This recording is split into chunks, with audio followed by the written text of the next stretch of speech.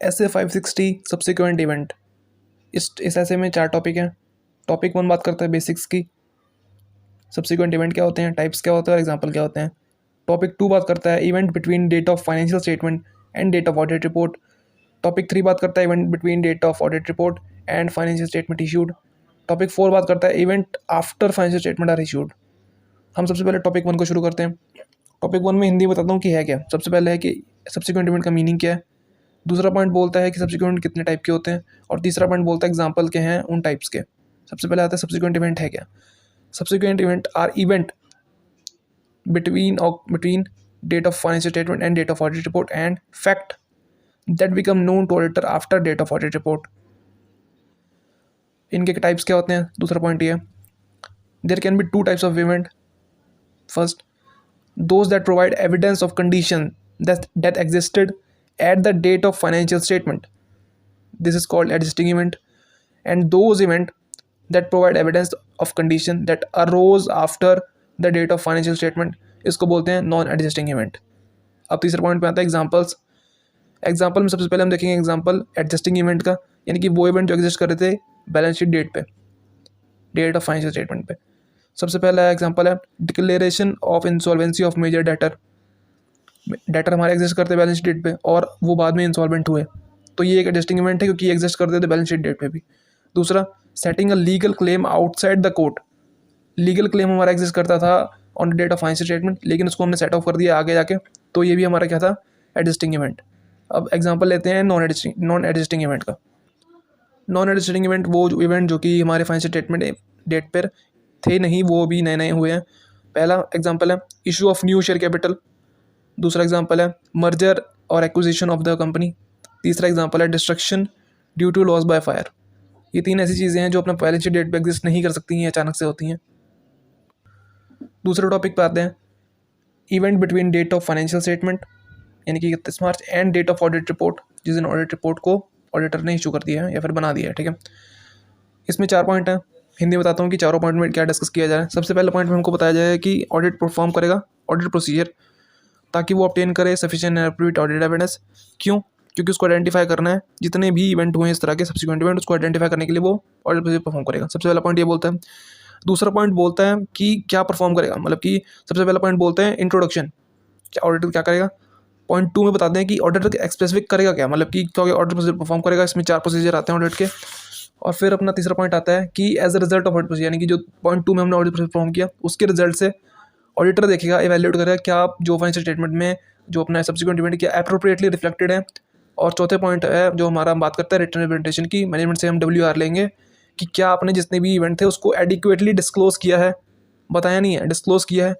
ये 4 पॉइंट हैं। और मैं दोबारा से एक बार रिकॉल कराता हूँ कि एडजस्टिंग इवेंट वो इवेंट होते हैं जो कि जिसमें ऑडिटर की रिस्पॉन्सिबिलिटी होती है ये चेक करना कि फाइनेंशियल स्टेटमेंट में क्या वो एडिक्वेटली डिस्क्लोज किए हैं।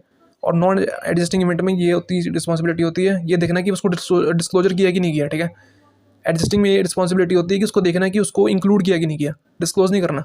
एडजस्टिंग इवेंट को आपको अंदर डालना होता है फाइनेंशियल स्टेटमेंट के, उसको डिस्क्लोज से काम नहीं चलेगा, उसको अपने अप्रोप्रिएटली रिफ्लेक्ट करना पड़ता है। Audit procedure regarding event occurring between date of financial statement and date of audit report. Point 1. Auditor shall perform audit procedure to obtain sufficient and appropriate audit evidence regarding all event condition that existed between date of financial statement and date of audit report that require adjustment or disclosure have been identified. पहला point हो गया।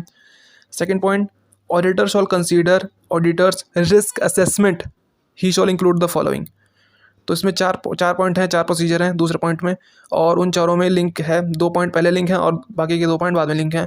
पहले 2 point इसलिए link है क्योंकि दोनों बात करते हैं मैनेजमेंट के बारे में, और दूसरे 2 पॉइंट लिंक है क्योंकि दोनों बात करते हैं हमारे रीडिंग के बारे में। सबसे पहले बात करते हैं पहले 2 पॉइंट की जो मैनेजमेंट के बारे में बात करते हैं। Point A, obtaining an understanding of any procedure applied by management in order to establish or ensure that subsequent events are identified. Point B, inquire from management and TCWG as to whether they have identified any subsequent event between date of financial statement. Okay. अब बाकी के 2 point हैं जो कि बात करते हैं reading के बारे में, जो कि लिंक है रीडिंग से। तीसरा पॉइंट है point C, reading minutes of the meeting conducted between TCWG and management after date of financial statement and inquiring about matters discussed discussed in any of the meeting for which minutes are not available. Part D बात करता है reading entities latest interim financial statement. ये हो गया point 2 हमारा खत्म हो गया ऑडिट प्रोसीजर का। पॉइंट 3 होता है when as the result of audit procedure obtain auditor shall identify event and condition that require adjustment or disclosure whether such event or disclosure have been appropriately reflected in financial statement. Fourth point, auditor shall request management TCWG to provide WR as per SA 580 that all event between the date of financial statement that require adjustment have been appropriately adjusted or disclosed in the financial statement. Topic 2 पे आते हैं, topic 3 पे sorry. Event after the date of audit report but before financial statement are issued. तो before date of financial statement are issued, तो इसको क्या बोलते हैं, मतलब कि date of financial statement issued का मतलब क्या होता है। सबसे पहले इसको देखते हैं। It is a date in which audit report and audited financial statement are made available to third parties. Second point, it is generally dependent on regulatory environment of the entity. Third point, in some circumstances date may be the date that they are filled with the regulatory authority. Fourth point, audited financial statement cannot be issued without audit report. Therefore, date of financial statement issued must be at or later than the date of audit report, and also at or later date of audit report provided to the entity. अब बात करते हैं अब topic 3 की, जो कि बात करता है event after the date of audit report but before financial statement are issued. इसमें 4 प्रोसीजर है, ठीक है। और जो पहले मतलब कि 4 पॉइंट है और जो 2 पॉइंट है वो इसमें और अगले वाले टॉपिक में सेम है, ठीक है। सबसे पहले पॉइंट क्या है,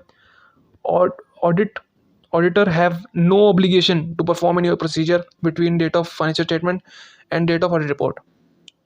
पॉइंट बी क्या बात करता है, second point, however if the fact become known to auditor that they have known earlier, then they would have amended financial audit report. In such a case, auditor shall DDI discuss the matter with management, determine if financial statement need to be amended, and I say inquire how management intend to address the matter in financial statement.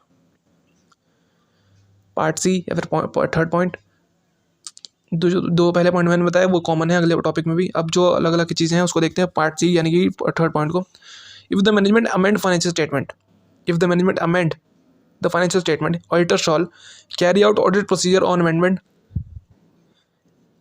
Audit procedure perform करेगा auditor, extend this procedure to new audit report, इस procedure को lead करेगा ताकि एक new audit report form करे, and provide a new audit report on amended financial statement not earlier than the date of approval of amended financial statement. Okay, तो यानी कि वो एक न्यू ऑडिट रिपोर्ट इशू करेगा और उसकी डेट पहले नहीं होनी चाहिए अमेंडेड फाइनेंशियल स्टेटमेंट के अप्रूवल से, बाद ही में होनी चाहिए, ठीक है। और अब आएगा point 4, if the management does not amend financial statement then auditor shall. अब इसमें 2 केस आएंगे। पहला केस क्या है, if the audit report is not provided to the entity, audit report auditor के पास ही है, auditor shall modify opinion as per SS 705. Case 2, if audit report provided to the entity, auditor shall notify management TCWG not to issue financial statement to third party. If the management still issue financial statement, auditor shall take action to prevent reliance on audit report. इसके बाद आएगा topic 4। Topic 4 हमारा fact become known to auditor after the date of financial statement are issued. After the date of financial statement are issued. Topic 2 जो बात करता है वो बात करता है इवेंट की, इवेंट। टॉपिक 3 और टॉपिक 4 बात करते हैं फैक्ट की, क्योंकि ये हो रहे हैं ऑडिट रिपोर्ट के बाद। तो टॉपिक 4 पे बात करते हैं fact which become known to auditor after financial statement are issued. इसमें चार प्रोसीजर है, 4 प्रोसीजर लगाने हैं, लेकिन उसमें से 2 जो प्रोसीजर है वो कॉमन है जो हमने पिछले टॉपिक में पढ़े थे कि ऑडिटर के हैव नो ऑब्लिगेशन, पहला प्रोसीजर, पहला पॉइंट। और दूसरा कि if become auditor known to the auditor that he would have amended financial statement, then auditor shall do DDI discuss, determine, inquire. So ये 2 पॉइंट कॉमन है ऊपर से। तीसरा पॉइंट क्या है, if the management amend financial statement, if the management amend financial statement then auditor shall carry out audit necessary audit procedure, ठीक है। ये तो पहले जैसा ही सेम है कि उसको ऑडिट प्रोसीजर परफॉर्म करना पड़ेगा अमेंडमेंट पे। एंड पॉइंट जो उसका दूसरा है वो अलग है कि review step taken by management that everyone in receipt of previously issued financial statement with audit report have been informed of the situation. यानी कि ऑडिटर को परफॉर्म करना है ऐसे ऐसे स्टेप जिससे जो जिनको पहले से मिल चुकी है फाइनेंशियल स्टेटमेंट ऑडिट रिपोर्ट उनको इन्फॉर्म हो जाए इस सिचुएशन का, ठीक है। और उस पॉइंट मतलब कि अब बात करते हैं पॉइंट 4 की या फिर डी की।